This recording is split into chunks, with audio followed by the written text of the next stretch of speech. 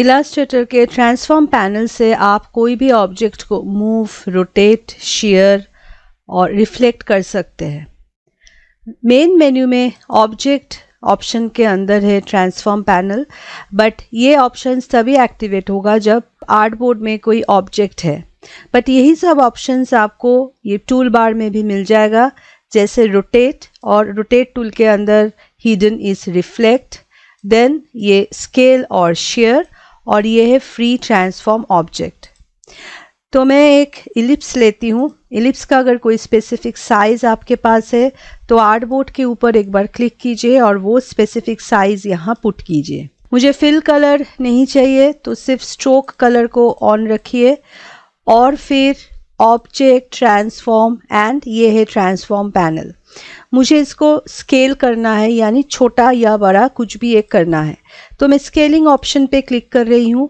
Scaling में यहाँ करना चाहती हूँ यूनिफॉर्म एंड 10% एंड हमेशा प्रीव्यू ऑन रखिए। यहाँ डिस्प्ले हो रहा है कि वो सर्कल छोटा होके इतना साइज में आएगा। नाउ मैं क्लिक कर रही हूँ ऑब्जेक्ट, तो अभी ये एक स्मॉल सर्कल क्रिएट हो गया और ये मेरा एक्चुअल सर्कल था। अब इस दोनों ऑब्जेक्ट को आप साथ में सिलेक्ट कीजिए और इस पे एक कलर डाल दीजिए ताकि दोनों ऑब्जेक्ट में मुझे क्या चेंजेस करना है वो मैं यहाँ से देख पाऊँ। अभी मुझे ये स्मॉल एरियाज को रिमूव करना है, कंप्लीटली हटाना है। तो ये स्मॉल शेप को आप सिलेक्ट कीजिए और सिलेक्ट कीजिए shape builder tool. Alt press करके शेप बिल्डर टूल को यहाँ लेके आइए, तो यहाँ ये माइनस हो जाएगा, मीन्स ये एरिया डिलीट हो जाएगा।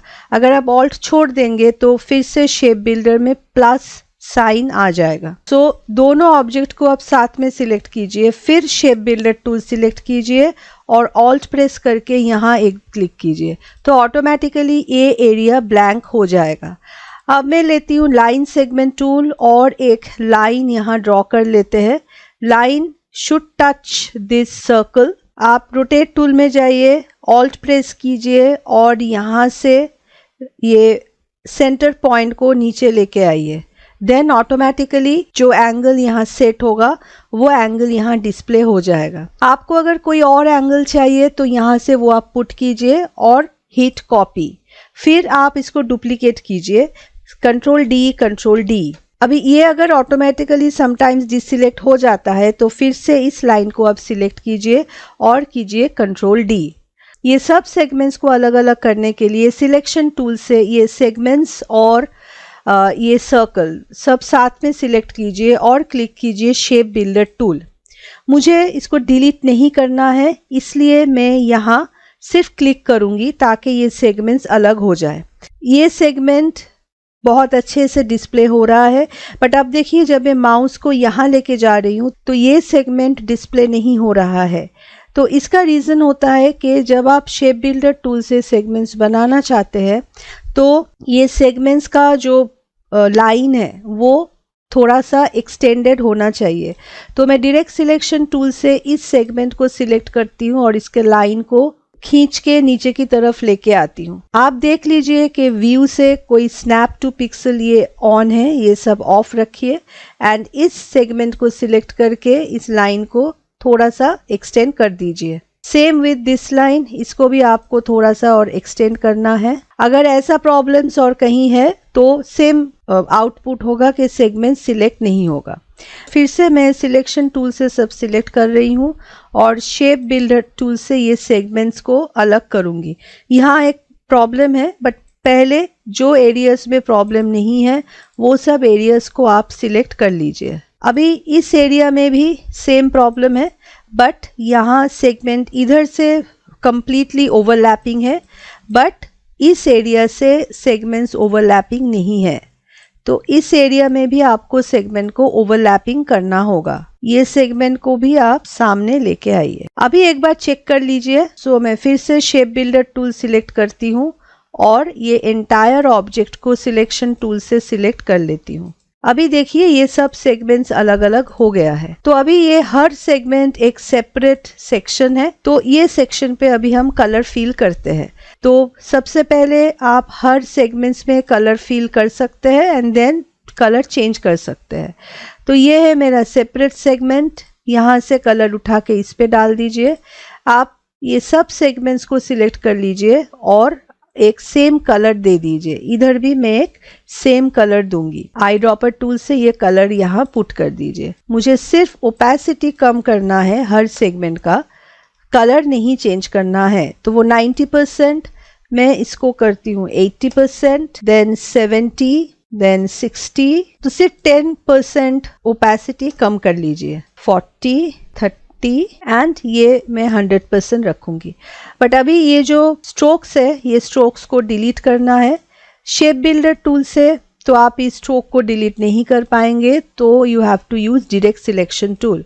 फर्स्ट ये जो एक्स्ट्रा स्ट्रोक्स है वो हटा दीजिए। यहाँ काफी सारे एक्स्ट्रा स्ट्रोक्स है, थोड़ा सा भी स्ट्रोक है वो आपको हटाना होगा। अभी ये पार्ट के जो स्ट्रोक्स है वो आप हटा दीजिए। एंकर पॉइंट भी नहीं छूटना चाहिए, इसलिए 2 बार क्लिक करके इसको आप डिलीट कीजिए। तो स्ट्रोक्स मेरे ऑलमोस्ट सब हट गए हैं।